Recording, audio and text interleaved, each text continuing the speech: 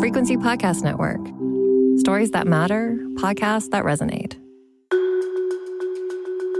Prime Minister Mark Carney promised transformation by Canada Day, trade reform, defense spending, social renewal. But 100 days in, how much is real change and how much is just good PR? Today, we're grading the Prime Minister's performance across some key areas. I'm Mark Day, and today on The Big Story, we're speaking with Rob Snow, host of Now You Know with Rob Snow on News Radio. Prime Minister Mark Carney has been in office 100 days. That's long enough to make some moves and long enough for us to start asking questions. We're going to grade his performance in some areas today. We'll talk about trade. We'll talk about defense spending. Let's talk about the highlights of Prime Minister Mark Carney's government so far. Well, I think when you look at Mark Carney's time as Prime Minister so far, I have first and foremost at the top of my list, Mark, is that Mark Carney rescued the Liberal Party.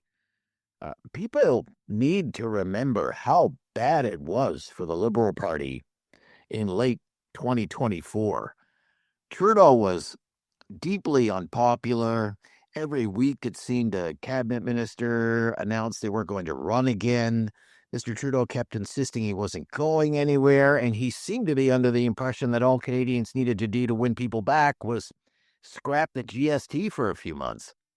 And when I look back at Carney's time in office, I think that decision by Mr. Trudeau was sort of a catalyst for Mark Carney's rise. That, people need to remember, that GST cut was one of the reasons that was cited by Chrystia Freeland in that blistering resignation letter that she sent to Mr. Trudeau that she was resigning as the Minister of Finance. That, and obviously all the rumors that she was about to be replaced by Mark Carney. But that event, the Freeland resignation, Mr. Trudeau could never come back from that. And of course, after Christmas, he announced that he would eventually resign. Mark Carney, of course, always had his eyes on the top job. That was one of the worst kept secrets in Ottawa. I think people will remember the soft launch that he did on the Jon Stewart show that was met with mostly positive reviews. And not that long after that, he was in the Liberal leadership race. He was the first to declare, and it was never close. He raised the most money. He won convincingly on the first ballot. Freeland was always going to be seen as too close to Mr. Trudeau.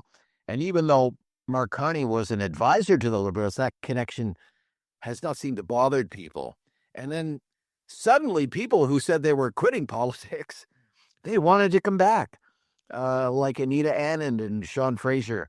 And they're still cabinet ministers. They won their own seats on election night when under Trudeau, it seemed doubtful that they would even win in their own ridings.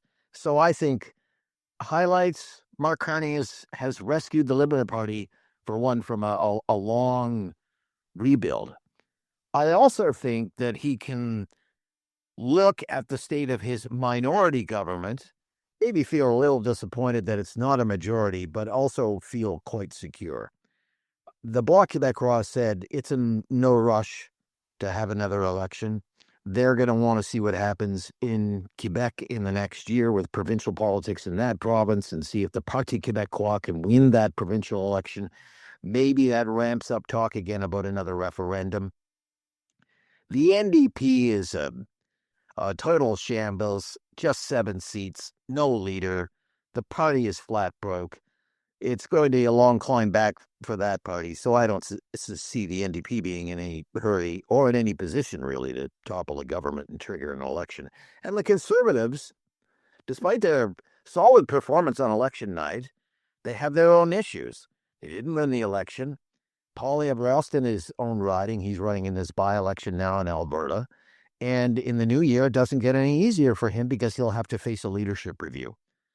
People tell me it shouldn't be a problem, but nobody is telling me it's a sure thing, especially if the Liberals maintain a double-digit lead in the polls. So even though it's a Liberal minority government, it's Mark Carney's government, and it's a stable minority government that will not fall anytime soon. The good money, I think, is on Mark Carney pulling the plug on himself. maybe call the next election about 2.5 years from now and seek that coveted majority government that he was denied in the most recent election. So that's one thing. He's very secure in his place in government right now. Also, he seems to have all the premiers dancing to the beat of his drum for the need for more free trade in Canada. He can point to the fact that his government passed legislation to deal with the federal rules and regulations that hamper trade across Canadian borders. So that's a win for him. And he has the premiers doing busy work coming up with their wish lists about projects that are in the national interest. In Atlantic Canada, that's a lot about electricity production, hydropower. In Ontario, it's about mining in the Ring of Fire in northern Ontario. In Manitoba, there's talk of expanding the port of Churchill, although that's just kind of a fantasy because of ice cover half the year. And of course, in Alberta and Saskatchewan, they want more markets for natural resources, i.e. pipelines. And, on pipelines, Mr. Carney hasn't come right out and said no. And he's given all of this projects in the national interest a 2-year time horizon, which really in the federal government scheme of things is actually fast, although it won't be fast enough for some. That's what's going to be interesting.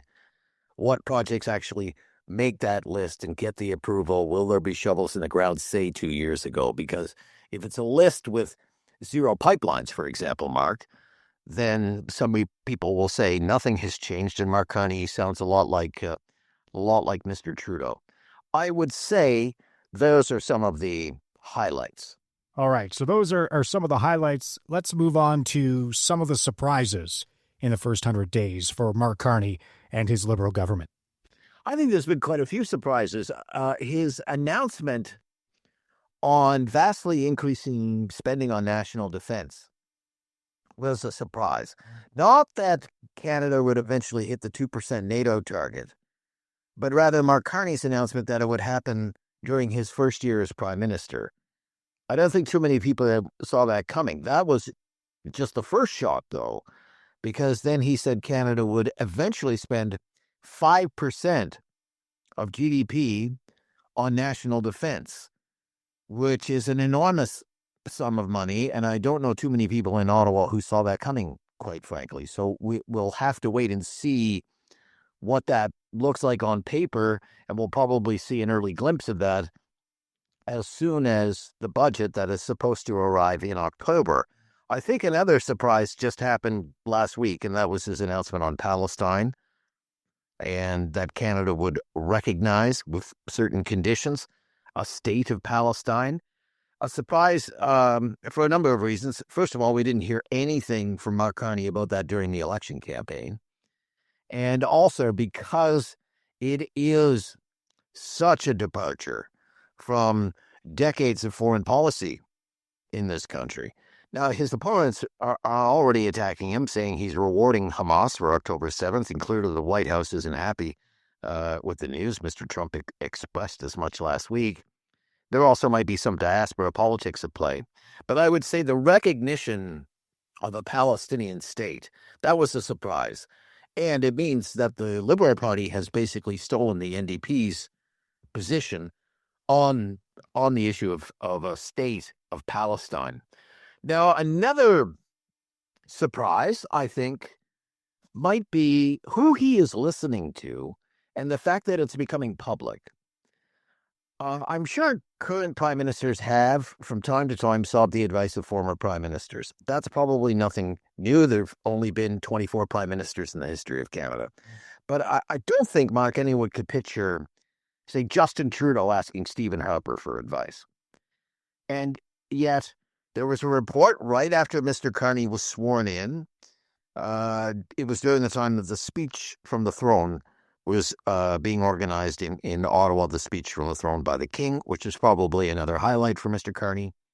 But there was a report that Carney and Harper had a meeting in Ottawa. Whatever they talked about is just the fact that it was made public at all, that it made it to the news media. And then just last week, Mr. Harper, at an event in Saskatoon, said the Carney government has asked his advice for issues dealing with Trump and tariffs, and the advice from Harper to the Carney people was apparently find new markets for Canadian products, travel the world, sign trade deals. And Harper also claimed that he advised the Carney government to spend more on the military national defense. And I would note that those are two things that the Carney government is actively doing. But it is interesting that nobody in the current Prime Minister's office ever came out later in the following days and denied that Harper met with Carney, or came out and denied anything that Harper said in Saskatoon last week. And I get the idea Mark Carney isn't even too bothered being associated with Stephen Harper, which is a big shift in partisan politics anyway, because Stephen Harper, I mean, was the devil incarnate and the whipping boy for the Trudeau people. But those are some of the surprises, I think, so far from Prime Minister Carney. Corporate megastores are spending millions lobbying D.C. politicians on one-sided policies that send small businesses tumbling. They want to enact harmful credit card mandates that take resources away from your local credit union and community bank, leaving Main Street businesses with less access to credit, making it harder for your family to pay for everyday goods like gas and groceries. Tell Congress to guard your card and oppose the Durbin-Marshall credit card mandates. Paid for by Electronic Payments Coalition. If you go online, and we spend a lot of time online these days, you will find some disappointments amongst, many Canadians. What do you think some of the disappointments have been so far for Mark Carney and his government in the first 100 days? Well, the biggest disappointment so far is trade, and the fact that there's still no trade or security deal with the Trump administration in the United States. And in fact, tariffs are higher now on Canadian exports to the U.S. than they were when Mr. Carney first took office. Although, it should be pointed out, most of our exports are not exposed to those new tariffs because they fall under CUSMA, the Canada-U.S.-Mexico Free Trade Agreement. But the thing is, Mr. Carney, let's face it, made this his issue during the election campaign. Okay, elbows up the entire campaign. Mike Myers in the hockey rink, Canadian flag, hockey jerseys at every campaign stop. We know he's been to Washington more than once. He seems to get along well with Donald Trump, the Palestine issue aside. But this is the big disappointment. The longer it goes on, the more Mark Carney's going to have to wear it, especially after the concessions. He has vowed to spend more money on the border. He has vowed to spend more money on national defense. He has dropped the digital services tax that he was defending just a few months ago when he said cultural industries are non-negotiable. So now the big question is, what does that mean for supply management and agriculture? What kind of access is he willing to give the Americans to our supply managed sectors of the agri economy? We know this is the number one trade irritant for the Americans, the way we treat the supply managed sectors of our agri economy, specifically dairy. Trump brings it up all the time. Lutnick brings it up all the time. Well, Mark Carney was so quick to drop that digital services tax. It's leading people like me to wonder, well, what does that mean for supply management? Does it mean an end to supply management? Hard to do. Will it mean that Canada will have to open our agri market to more American products, offer compensation to our farmers, as we have done in the past when we have signed other trade deals, compensate them for the loss of their quota? That sticks out like a sore thumb. It is by far the single biggest disappointment on the trade file, Mark. So, Rob, we've been looking back at the last 100 days for Mark Carney and his government, the highlights, surprises, disappointments. If we look ahead now, 1,531 days from now, October 15th, 2029, that is the next federal election, the fixed date for that federal election. All governments who are in power want to last 4 years. When you are a minority government, though, usually you're looking at 2 years as a government. So let's look ahead to the next 2 years here. And, what do you think is in store? If you looked in your crystal ball for this government. Well, right now, it's been smooth sailing. It's been smooth sailing since really Mark Carney launched his Liberal leadership campaign, was sworn in the first time, called the election, won the election. He's been commanding the show and reshaping the Ottawa political scene in his own image. For now, I think because he's enjoying a political honeymoon, on the Trump file in particular, he can just say no deal is better than a bad deal. But the longer that goes on, the thinner it will air. And honeymoons don't last forever. Outside of Trump, there are a whole host of other issues that need to be solved and aren't easily solved. You don't solve that housing crisis overnight. You don't make major reforms to the criminal justice system overnight. The immigration system is an unholy mess, and that's going to take years to right itself.